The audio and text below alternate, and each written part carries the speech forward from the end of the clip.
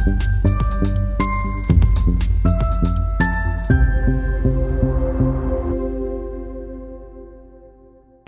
मित्रांनो, कधी काय कानावर पडेल सांगता येत नाही, पण असं काहीतरी कानावर पडलं की कान टवकारतात. आणि म्हणूनच मुंबईच्या माजी प्रथम नागरिक असलेल्या किशोरीताई पेडणेकर यांचं एक वक्तव्य ऐकलं आणि त्यामुळे मला थोडा धक्का बसला. त्यांनी असं सांगितलं की यावेळेला BMCच्या कर्मचाऱ्यांना पगार मिळेल की नाही याची भीती वाटते, कारण मुंबई महापालिकेचं बजेट कमी होतंय आणि त्याच्यातला पैसाही खर्च होतोय. म्हणजे मला कळत नाही, कारण बजेट हा खर्च होण्यासाठीच असतं आणि बजेट कमी होतंय हेही काही पटलं नाही. आधी ऐकूया त्यांचं काय म्हणणं आहे ते आणि मग त्याच्यावर येऊया. एक महत्वाची बातमी समोर येते आहे, तर पगार मिळेल की नाही अशी BMC कर्मचाऱ्यांना भीती, असं किशोरी पेडणेकर म्हणालेले आहेत. BMCचं 91,000 कोटींचं बजेट आता 71,000 कोटींवर आलं असल्याचं किशोरी पेडणेकर यांनी सांगितलेलं आहे. खरं म्हणजे 91,000 कोटीचं बजेट आता कुठेतरी 71,000 कोटीवर आलेलं आहे आणि अजून ते खर्च होण्याच्या शक्यता जास्त आहेत. त्यामुळे महानगरपालिकेच्या जे कर्मचारी आहेत त्यांना आता भीती वाटायला लागली आहे की आम्हाला पगार मिळेल की नाही, आम्हाला रिटायरमेंटच्या नंतर जी पेन्शन असेल, कारण चित्र भयानक आहे. बघा, म्हणजे BMCचं बजेट 91,000 कोटी होतं आणि ते आता 71,000 कोटी झालेलं आहे आणि त्याच्यातलाही पैसा खर्च होतोय. म्हणजे मला खरंच काही टोटल लागे ना की बजेट खर्च करण्यासाठीच असतं. आणि म्हणून मी बघितलं की नेमकं आहे काय, तर खरं तर गेल्या वर्षीचं म्हणजे या 2025-26चं बजेट हे आत्तापर्यंतचं रेकॉर्ड बजेट आहे. 74,000 कोटी रुपयांचा अर्थसंकल्प आहे. त्याच्या आधी 2023-24ला 52,619 कोटी रुपयांचा अर्थसंकल्प, 22-23ला 45,949 कोटीचा अर्थसंकल्प वगैरे वगैरे आहे. म्हणजे एका वर्षात 52,619चा 74,336 कोटीचा अर्थसंकल्प झालेला आहे.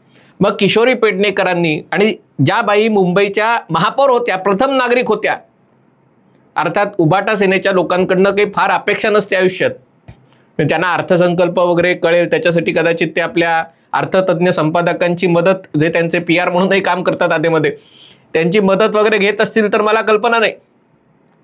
पण नेमकं काय चाललंय हे मला काही कळलं ना. मला असं वाटलं की या विषयावर आदित्य ठाकरे बोलतील, कारण BMC हा अतिशय जिव्हाळ्याचा विषय असतो आणि आता निवडणुका आहेत, तर खरं तर अतिशय आक्रमक होऊन महापालिकेसंबंधात, मुंबईच्या नागरिकांच्या जीवनमरणाच्या प्रश्नासंदर्भात सरकारला किंवा प्रशासनाला धारेवर धरणं हे त्यांचं कर्तव्य आहे.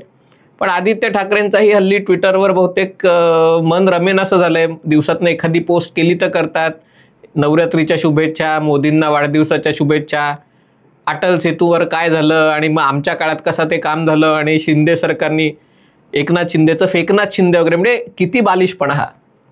पण फेकनाथ शिंदे सरकारनी काय केलं वगैरे अशा प्रकारच्या ट्विटरवरच्या टाईमपासात बहुतेक त्यांचं मन रमत असावं. आणि त्यामुळे म्हणलं की हे नेमकं आहे काय, तर नंतर लक्षात आलं की ही बातमी टाइम्स ऑफ इंडियानी दिलेली आहे. आणि टाइम्स ऑफ इंडियाच्या फ्रंट पेजवर असं नाही म्हणता येणार, पण एक महत्त्वाची ज्याला हेडलाईन्स आहे की त्याच्यात असं म्हणणं आहे की मुंबई महापालिकेकडची फिक्स्ड डिपॉझिट, म्हणजे त्यांच्या ज्या मुदत ठेवी आहेत त्यांचा आकडा उद्धव ठाकरे, ब्रह्मांडातील सर्वात कार्यक्षम मुख्यमंत्री, त्यांच्या कारकिर्दीत 91,691 कोटी रुपयांपर्यंत गेला होता.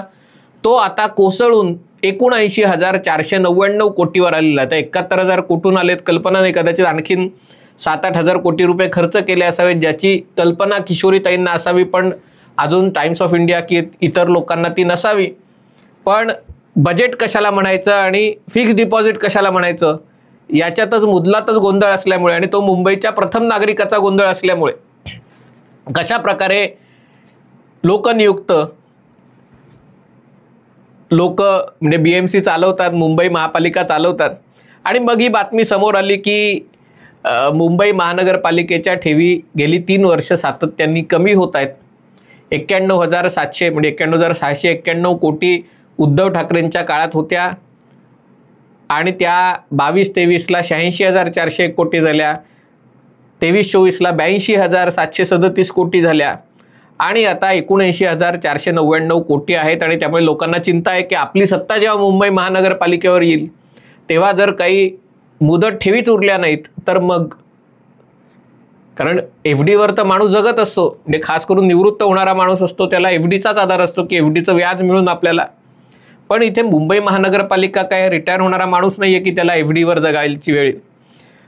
मुदत ठेवींची गरज काय असते तर समजा अकस्मात काही खर्च आला किंवा काही मोठा, समजा मुंबईत पाऊसच पडला नाही आणि काहीतरी आणीबाणीची परिस्थिती निर्माण झाली, कारण पाऊस पडला नाही तर मुंबईला होणारा पाणी पुरवठा सगळा थांबू शकतो, किंवा असं काही मोठं घडलं तर पालिकेकडे खर्च करायला पैसा हवा म्हणून मुदत ठेव असणं समजू शकतो. पण राज्यातल्या इतर महापालिकांची अवस्था बघितली तर इतर कोणाकडे अशी FD नाही आहेत, कारण त्यांच्याकडे कराचं उत्पन्नच एवढं जास्त नाही आहे की ज्याच्यामध्ये अशा 50,000 कोटी, 60,000 कोटी, 90,000, 91,000 कोटी रुपयांच्या मुदत ठेवी ठेवू शकतील. आणि त्यामुळे या मुदत ठेवींच्या मागचं प्रयोजन काय होतं ते मला कल्पना नाही. पण मुंबई महानगरपालिका आमचीच असा बालहट्ट असल्यामुळे मुंबई महापालिकेच्याच तिजोरीकडे स्वतःच्या निवृत्तीनंतरची सोय अशा प्रकारे बघण्याची कदाचित वृत्ती बळावली असावी. अन्यथा या फिक्स डिपॉझिटचा काही उपयोग नाही, कारण फिक्स डिपॉझिटवर व्याज किती मिळतं, 4%, 5%, 6%, मला कल्पना नाही.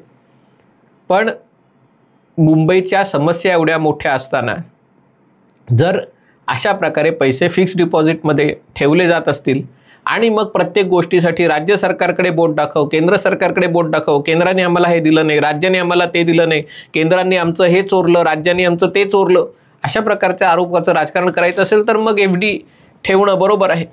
पण मुंबईत मोठे रस्ते बांधायला पाहिजेत, त्याच्यासाठी पैसा खर्च करायला पाहिजे, रस्त्याचं काँक्रिटीकरण करणं आवश्यक आहे.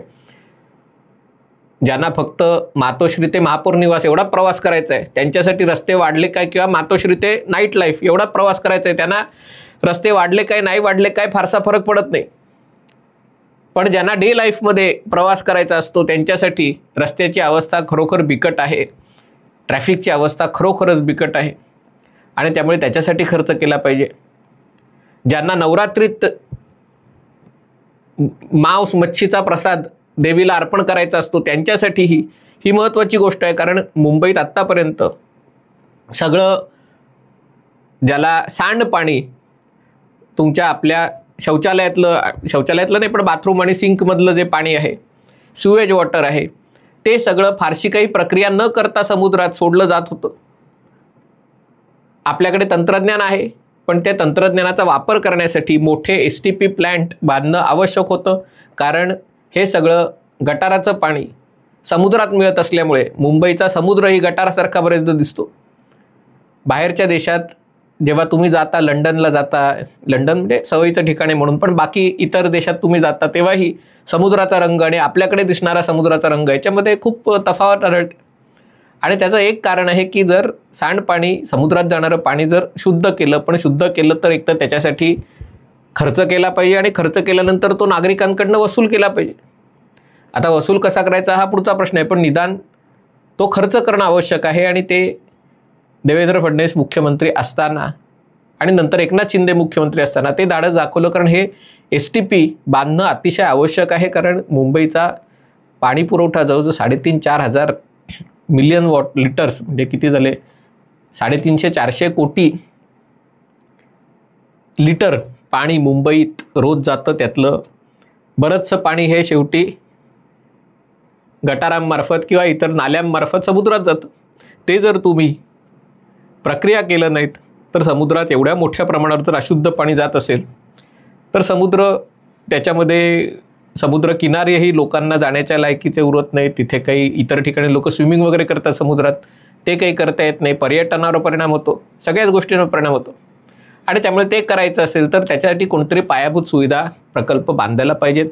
ते STP प्रोजेक्ट बांधले, त्याच्यामुळे हा जो खर्च झाला तो शेवटी कुठेतरी फिक्स डिपॉझिट कमी करून, कारण हे पैसे तिजोरीत ठेवून त्याचा काही उपयोग नाही आहे.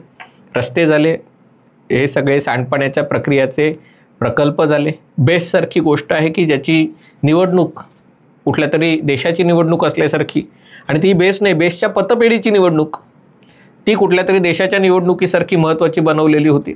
पण बेस्ट ही सेवा तोट्यात आहे आणि त्याचे लोकांचे पगार, त्याचे जे उपक्रम आहेत त्याचा खर्च आहे, त्याच्यासाठी हे फिक्स डिपॉझिट मोडून काही पैसे खर्च करण्यात आले.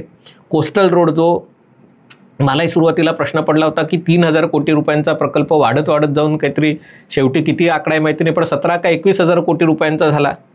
तो एवढा पैसा म्हणजे काँग्रेस राष्ट्रवादीच्या काळात परवानग्या मिळाल्याच नव्हत्या, मग त्या परवानग्या पर्यावरण खात्याच्या आणि इतरांच्या परवानग्या मिळणं, मग टेंडर काढणं, याच्यामध्ये खर्च वाढतो हे समजू शकतो, पण एवढा खर्च कशामुळे वाढला? तर मला असं वाटतं की आत्ता जो कोस्टल रोड झालेला आहे तो खरोखर त्याला एक ऐतिहासिक उपलब्धी म्हणता येईल, कारण हा फक्त वाहनांना उत्तर दक्षिण जाण्यासाठीचा मार्ग नाही आहे. मुंबईकरांसाठी ज्या मोकळ्या जागांची तरतूद आपण केली नव्हती, ब्रिटिशांच्या मुंबईत जेवढी तरतूद होती आणि आपण बांधलेल्या मुंबईत काही तरतूदच नाही आहे, त्या मोकळ्या जागा या कोस्टल रोडच्या निमित्ताने या पुलाच्या रस्त्याच्या खाली आणि आजूबाजूला जिथे समुद्रात भराव टाकला आहे त्या भागात तयार होणार आहेत. आणि ती त्याची सगळ्यात मोठी उपलब्धी. आणि त्याला तुम्ही किती ठिकाणी इंटरचेंज देत आहेत, कारण रस्ता बांधण्यापेक्षा तो जो इंटरचेंज देता की शहरातल्या 2, 3, 4 ठिकाणून त्या रस्त्यावर जायची सोय आणि त्याच्यासाठी तुम्हाला जे रस्ते बांधावे लागतात त्याचा खर्च बहुतेक जास्त असतो. आणि त्यामुळे जे बांधलं आहे ते आता खरोखर म्हणजे खूप चांगल्या दर्जाचा आणि एक चांगल्या सोयीचं असं झालं आहे. आता हा कोस्टल रोड पालघरपर्यंत कधी जाईल किंवा विरारपर्यंत कधी जाईल तेव्हा त्याचा खऱ्या अर्थाने, आणि त्याला ईस्टर्न फ्रीवे अगदी ठाण्यापर्यंत येईल तेव्हा त्याचा खऱ्या अर्थाने चांगला उपयोग होऊ शकेल. तोपर्यंत कदाचित ट्रॅफिक आणखीन 10 पट वाढलं असेल, पण आता त्याच्यावर विचार करायला नको. पण या गोष्टींसाठी पैसा लागतो आणि तो पैसा केंद्राने द्यावा, राज्यांनी द्यावा, फलाण्याने द्यावा, आणि आम्ही फक्त फिक्स्ड डिपॉझिट ठेवून मजा बघणार अशी जी वृत्ती आहे ती चुकीची आहे. मुंबई महानगरपालिकेकडे जर पैसा असेल तर तो पैसा अशा गोष्टींमध्ये लावला पाहिजे. त्याच्यातनं जो महसूल जो मिळतो तो पालिकेलाही मिळतो, कारण जेव्हा तुम्ही अशा सोयी करता तेव्हा रिअल इस्टेटचे भाव वाढतात. रिअल इस्टेटचे भाव वाढले की त्याच्यातनं मिळणारा पैसा असेल, वेगवेगळ्या करांच्या माध्यमातून मिळणारा पैसा आहे, हा पैसा देखील महापालिकेला त्याच्यातनं महसुलाचं वाढ होऊ शकते. पण त्याच्यासाठी ही वृत्ती आधी अंगी बाणायला हवी, आणि ती वृत्ती जरी आणली तरी बजेट काय असतं आणि फिक्स्ड डिपॉझिट काय असतं यातला फरक कळला पाहिजे. जर तो फरकच कळत नसेल, फक्त रडायचंच असेल की हे चोरलं ते चोरलं, तर मग काही होणार नाही.